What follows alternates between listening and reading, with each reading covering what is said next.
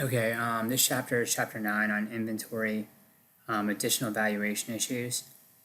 So basically, just giving a background, we looked at department stores and we're just looking at this idea of demand of inventory, valuation decreases, and how that valuation decrease is accounted for on the balance sheet and the income statement. So, what accounts am I affecting? And how do I value it? Do I value it using cost or market? And what's the difference between those two methodologies? So for department stores, if demand falls short or of expectations, the department store may be forced to reduce prices of its existing inventory, thus losing sales revenue. When inventories grow faster than sales from one year to the next, warning flags should be raised for investors. When inventory grows faster than sales, profit drops, and markdowns and profits are not far behind.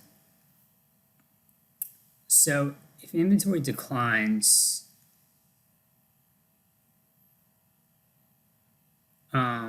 I guess away from its historical cost or its booked cost, its original cost, a major departure from the historical cost principle occurs.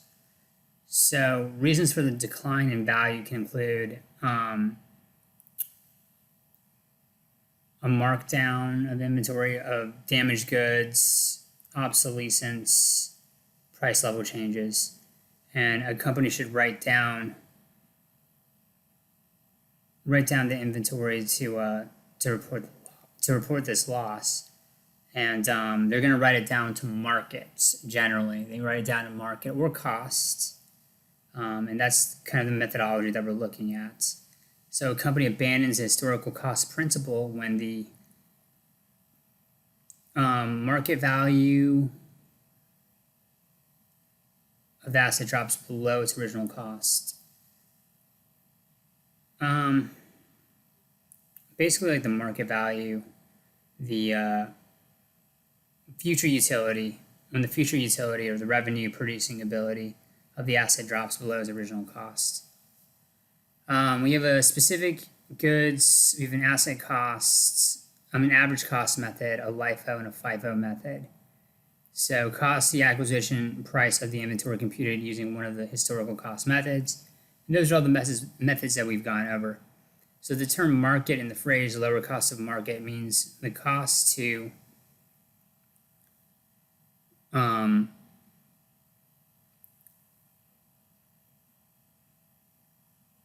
basically replace the item by purchase or reproduction. And the term market refers to the cost to reproduce.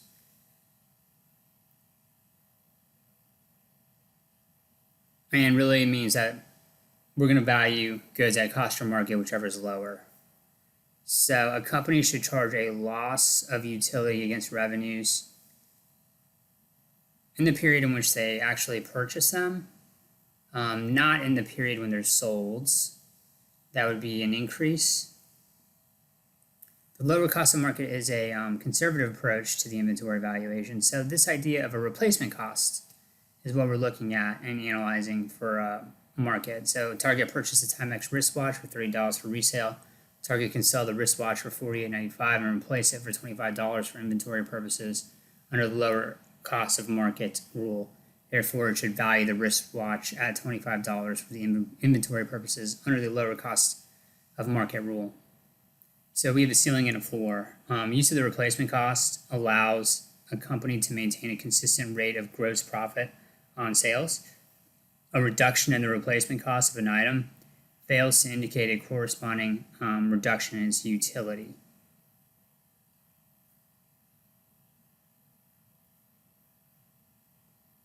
Okay, this requires two additional value limitations to value ending inventory. There's net realizable value. It is the estimated, most likely the selling price. The ordinary course of business, less predictable, like a disposition, as well as completion. Any cost related to completion. Net realizable value less the gross profits. Basically, a gross profit margin is subtracted from the amount to arrive at the net realizable value less a gross profit margin. So if we have, over here, if we analyze this, we have a net realizable value that will occur first.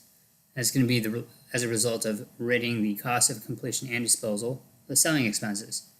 And then we have a less or allowance for the normal profit margin, which is going to be about 100.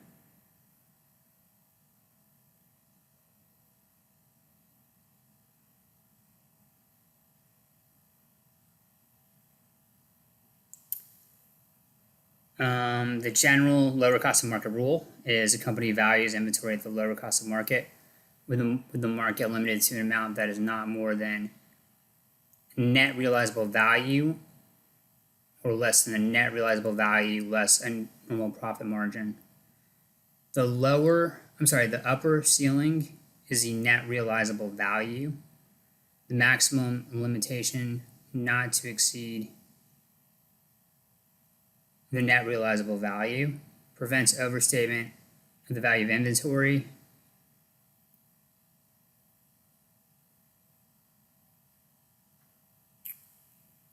Obsolete, damaged, or shop-worn inventories. If the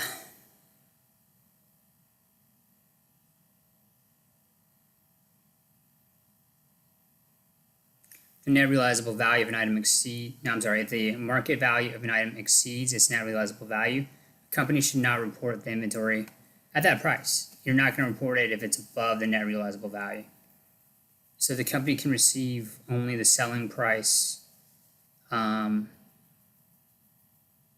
company can receive only the selling price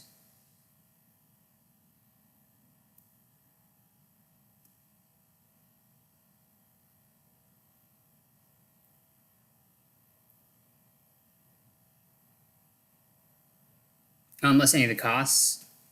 So the selling price less the selling expenses.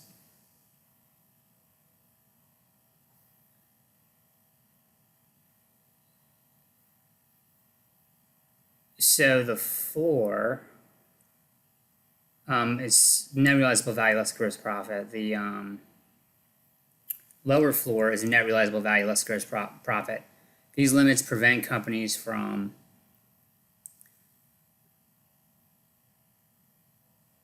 overestimating, basically, or overpricing or underpricing inventory.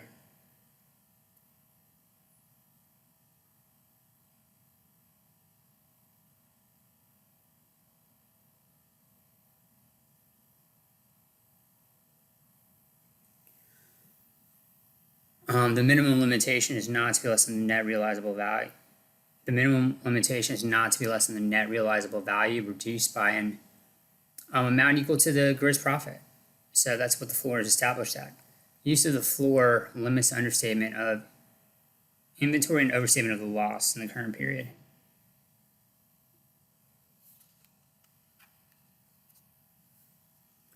The designated market value is the amount that a company compares to cost. It was always like the combination of three amounts: the replacement costs, the net realizable value, and the net realizable value less the normal profit margin. Here's an example over here.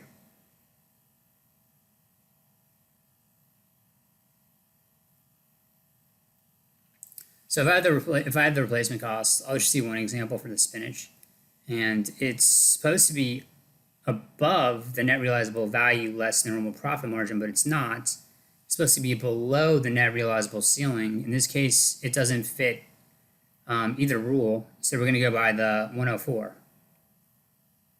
And then what you do next is compare it to the costs. So replacement cost is going to be market. We're going to have to compare that to the actual cost. The application of the lower cost of market incorporates only losses in value that occur in the normal course of business from such causes such as style changes, shift in demands, and regular shop wear. So that is the main reasons why we have that, just a change in valuation that happens day-to-day change in valuation. It could be structural, it could be taste. A company reduces damaged or deteriorated goods to net realizable value.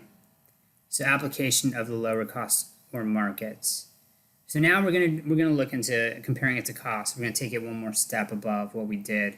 So again, I take the 88s. It's not working out because it's supposed to be greater than the net realizable value profit margin floor, and however it's not above the 120.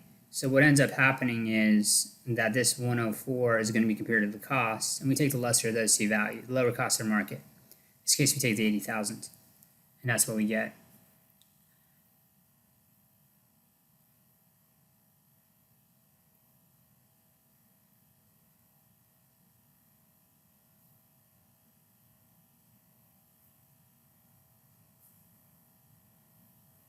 Okay, so methods of applying lower cost or market. Companies may apply the lower cost of market rule either okay, so we can do this categorically as well. So it can be to each item, to categorically, or to the total inventory. That masks and offsets some different components. The fact is, if you have a total categorical or total inventory, you're not looking at each individual line by line item. So in reality, even though the market was greater than the cost or less than the cost in one example, you just look at the total overall valuation for a category or for the total inventory. So basically, those individual aspects of when market was greater and when cost was greater mean nothing. We're just looking at the exact total. So keep that in mind. So if following a major category or total inventory approach and applying the lower cost of market rule, increases in market prices tend to offset decreases in market prices. When a company uses a major category as a total inventory approach, market values higher than cost offset market values lower than cost.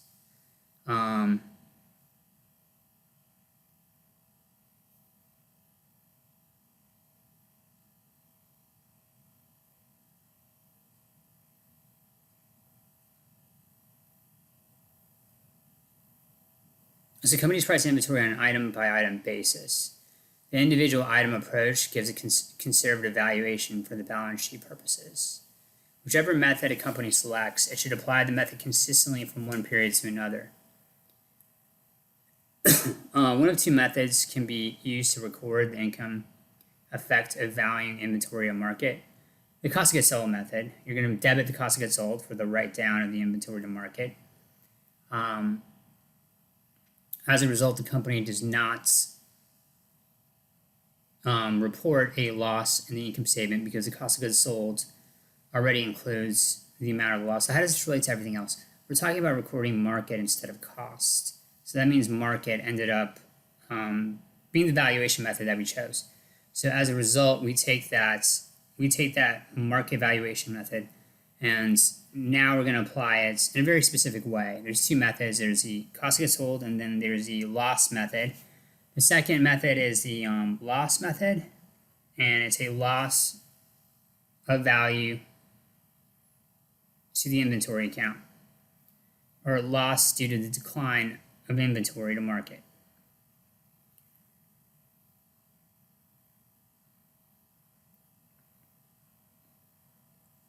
And so all you do in this case, so for the cost of goods sold, it essentially is a total or netted amounts. So we take cost of goods sold, we have 12,000 and we have the inventory of 12,000. That's it. So our cost of goods sold is completely tabulated at this point. So we have what we have in terms of our methodology, and we can just add it to cost of goods sold. We can add it to the balance. And if you look at a comparison, here's the cost of goods sold method. Everything is in here. The entire 12,000 has been added. Versus the loss method, we don't actually adjust the cost of goods sold account. So in terms of loss method, now we're looking at a loss account and inventory. So it will be incorporated later on within our calculation. It'll be incorporated after the gross profit on sales. It'll be incorporated at this point. So after we have our sales revenue, after we have our cost of goods sold, and we have our gross profit margin, we then go ahead and take out that loss, thereby getting to the same results, but in a different way. So we have a loss due to decline of inventory to market. We have our inventory, and those are the accounts that we have in this example. So use of an allowance accounts. So generally in practice, we don't always put in inventory account. We'll replace that inventory account by an allowance of inventory price markdown. So instead of crediting the inventory account for market adjustments, company apply the allowance account, often referred to as the allowance to reduce inventory to market. Using the allowance account under the loss method, Ricardo makes the following entry to record the inventory write down to markets. We have a loss to decline of inventory to markets, and then we have an allowance to the decrease of inventory to markets. So what does that mean? It's really the same idea. We have our inventory, and then we have this loss account. It's going to be replacing inventory. Allowance account replaces inventory. So we net it out with inventory, and we get our inventory at market. So keep subsidiary inventory ledgers and records in correspondence with the control account without changing prices. For homework purposes, use an allowance account to record market adjustments. If the company has sold goods, then it should close the accounts and establishes a new allowance account for any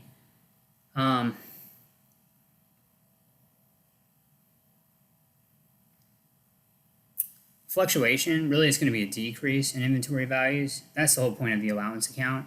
It's for a market-to-market decline of the inventory values.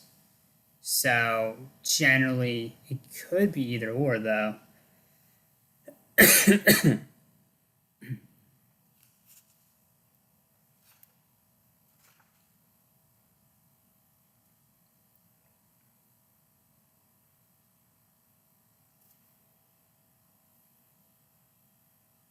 Yeah, it's just a decline in inventory values. The use of an allowance for multiple periods, you can do this for other accounts, and there's really just going to be points in time where you close these accounts and then reestablish them to really just have a fresh start on the exact same account, allowing you to net it out period by period. So accountants leave the allowance account on the books. They adjust the balance at the next end of the year with a discrepancy between cost and lower cost or market at the balance sheet date. For example, if prices are falling, the company records an additional write-down. If the prices are rising, the company records an increase in income. If inventory increases, COGS increases, the net income decreases. The net increase in income as the excess of the credit effects of closing the beginning allowance balance over the debit effects of setting up the current year end allowance accounts. And here's just kind of a depiction of what that is. You can see at cost, at market, the difference. And as a result, we have an amount required in a valuation account, an adjustment to that valuation account. And we then have a decrease or an increase.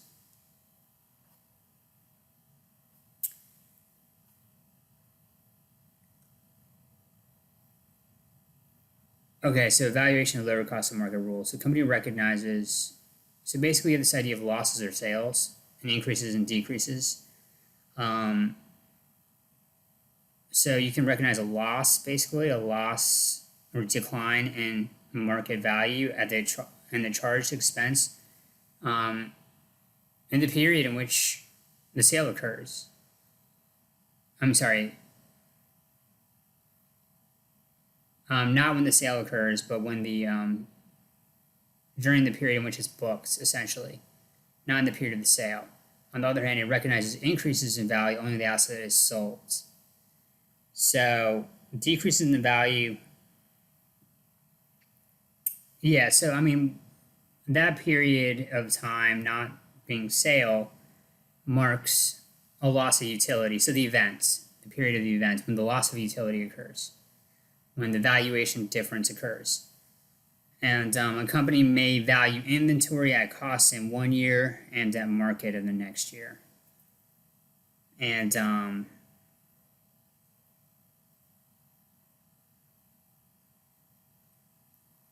the lower cost of market rule in the balance is basically valuing the account and balance sheet conservatively, but the effect on the income statement may or not be conservative.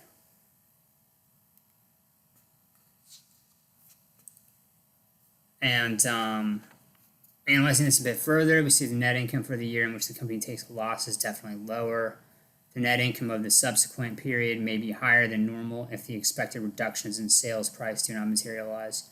Application of the lower cost of market rule uses a normal profit in determining inventory values. This is a subjective measure that can be manipulated. So over here we have an example. We have skis, boots, and parkas, and we're looking at the selling price, we're looking at the cost to distribute, current replacement cost, and normal profit margin. So if you want to find the net realizable value, you take the selling price minus the cost to distribute. If you want to go a step further, you then take out the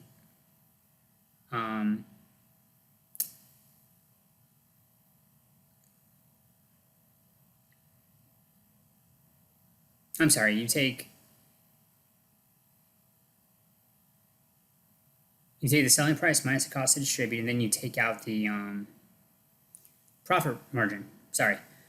To get the net realizable value minus the profit margin. So that's exactly what we do over here. We take the 212, the selling price, minus the 19, which is the cost to distribute, and we get the net realizable value, which is the ceiling limits. Selling price minus the cost of distribution, like we said. The floor limit will be simply taking the net realizable value minus that gross profit margin. And we end up getting the 161, taking out that 32.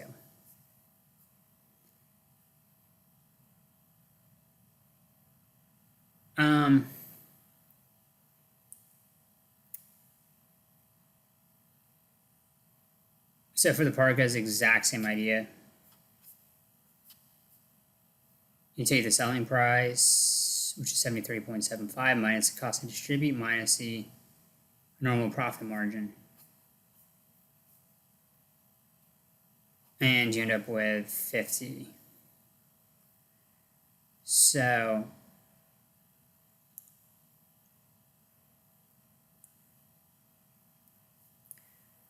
therefore, the selected market value of parkas for the flat of lower cost of market will be the cost replacement of 51. Floyd Corporation has the following 4 items in its ending inventory. So we have the cost, replacement cost, net realizable value, and the net realizable value less than normal profit margin.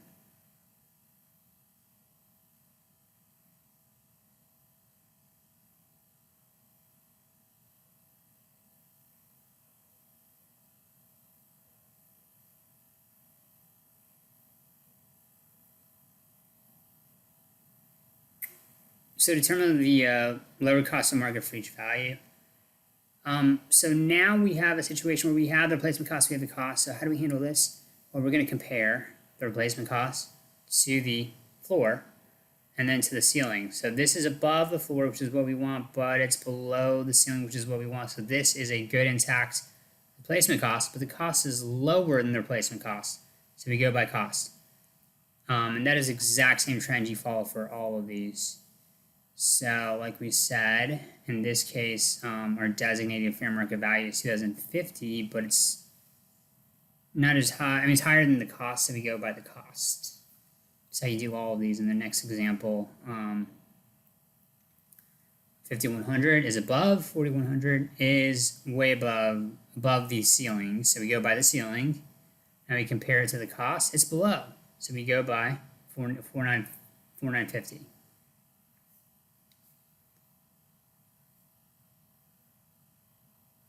The accounts for cost of goods sold and inventory. So that's a great point. Once you're done with all this, you then have to actually journalize it and see cost of goods sold to inventory. For the cost of goods sold method. For the allowance method, it's the allowance account and then inventory. Otherwise, you do, a loss account and then inventory. Otherwise, you do loss and allowance is a preferred methodology.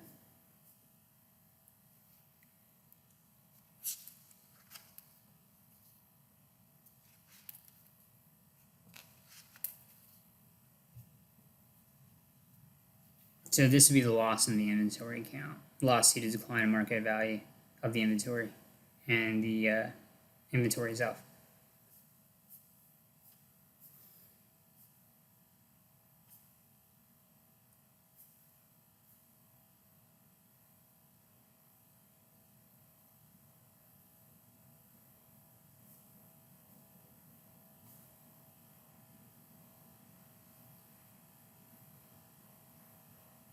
And the difference is just from the inventory of 286,000 at cost and 265,000 at markets.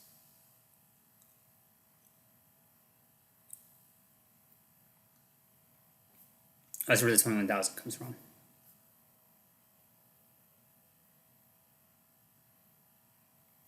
So in this case, we're looking at another lower cost of market problem. We have Regal company used the lower cost of market method on an individual item basis and pricing its inventory items.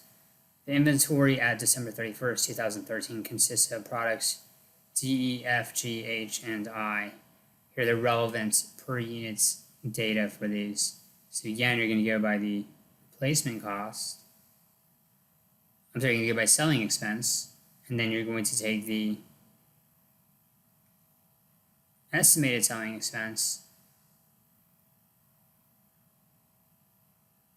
for each item. So we have to take the estimated selling expense and then the normal profits. So first we take the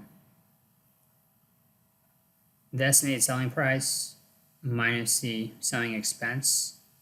We establish our ceiling, and then we take out the normal profits.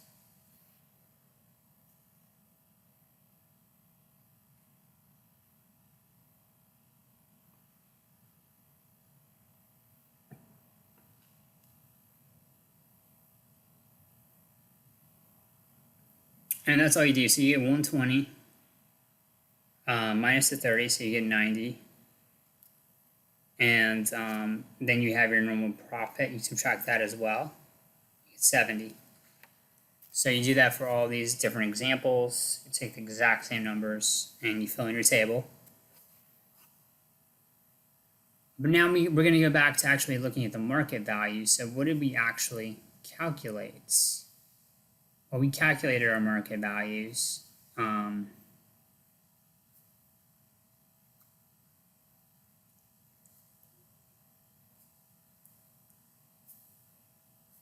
And we have both a listing of both the net, we calculated a ceiling and our floor, which is necessary to compare the replacement cost. Which, do we have the replacement cost? Yeah, we already have a replacement cost, which is the market. We have the cost. Yeah, we already have the cost. So now we've just filled in those ceiling and floor values. And now we're going to look at these again. So I have 120, I have 90, and I have 70. In this case, the 120 is greater than the 70, so that works. But the 120 is not bigger than the net realizable value. So we're going to take the net realizable value or the ceiling, and that's going to be our 90. So that's basically how you do it for all of these. And so now I have my designated market value, I have my costs. So it's going to be the lower of these two again. This is going to be 90, 72, 60, 30, obviously 70 and 30.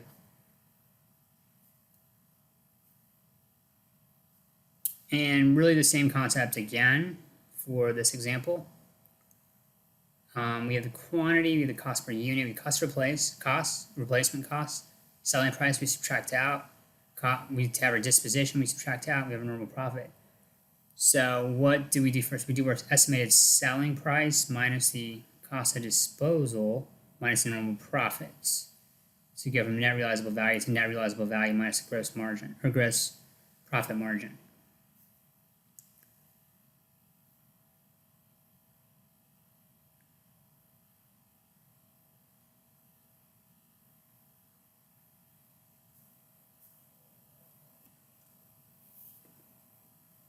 So this is really simple. So we start out with our cost, our replacement cost, net realizable value, and we're just going to go through and analyze where that replacement cost fits in, if it will actually be viable or not. So we have replacement costs. It's greater. This is correct. It's supposed to be greater than this, less than this. So we use our 3. And what about, yeah, we keep 3. And final inventory will be 3. And we do that for all of these. It's basically it. So that's about it for this section, section 1, and partially section 2. And that's it. Thank you.